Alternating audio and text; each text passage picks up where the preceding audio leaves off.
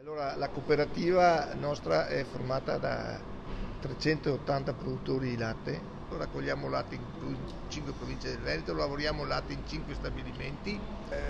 Noi abbiamo estremo bisogno della collaborazione delle varie US. Noi abbiamo sempre tenuto e abbiamo sempre cercato e ha sempre dato la massima disponibilità del rapporto più corretto nei confronti della ULSS e la competenza delle ULSS ci hanno aiutato molto per far sì che la nostra cooperativa crescesse e riuscisse ad avere i risultati che ha. Una sinergia efficace, importante ed indispensabile, e soprattutto sarà sempre più determinante il rapporto e la collaborazione tra i vari siti di produzione e le ULSS di competenza, perché le ULSS di competenza sono quelle che saranno in grado di garantire ai consumatori la qualità del prodotto che esce dai vari siti di produzione. Allora, in questa azienda noi produciamo Grana Padano, che è un formaggio a denominazione di origine protetta. È un formaggio storico, nel senso che Grana Padano è uno dei primi formaggi prodotti, e si parte ovviamente dalla materia prima, che è ovviamente il latte dei nostri allevatori. Viene raccolto ogni giorno, il latte arriva, subisce un processo di affioramento naturale, quindi la parte grassa viene separata e inserita nei doppi fondi, quindi nelle caldaie di rame, il latte magro. Latte magro che viene inserito con una serie di ingredienti, quindi il siero innesto, l'isozima e il caglio, che è l'enzima che serve per coagulare, quindi per trasformare la soluzione liquida in soluzione solida del formaggio, quindi il vero formaggio. La mission è quella di sicurezza alimentare del consumatore finale, quindi è importante collaborare con il veterinario ufficiale, quindi con gli organi di vigilanza, e creare appunto questa sinergia per garantire la sicurezza alimentare. La programmazione dei controlli ufficiali sugli stabilimenti di origine animale avviene all'ULSS Euganea, come in tutte le altre strutture e le aziende sanitarie del Veneto e d'Italia, secondo una programmazione determinata dai regolamenti comunitari.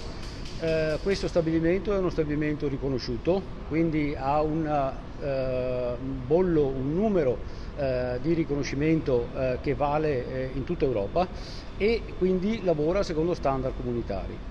La programmazione avviene sostanzialmente valutando il rischio dello stabilimento, il rischio della produzione di questo stabilimento, secondo determinati criteri fissati dalla normativa.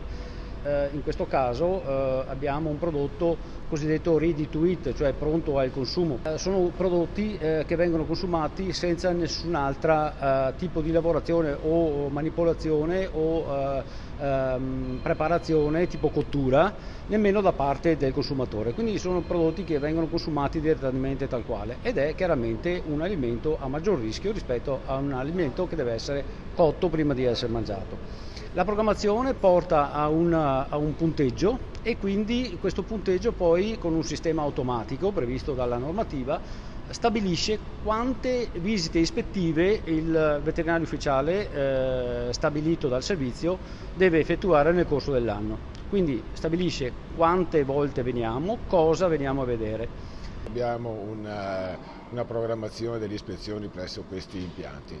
L'ispezione viene effettuata appunto dal veterinario ufficiale a sorpresa, quindi decide il veterinario quando venire. Quali sono le verifiche che vengono effettuate? Si parte praticamente dallo stabilimento già dall'arrivo della materia prima, cioè del prodotto, quindi la verifica dell'igiene e della sanità di trasporto del latte.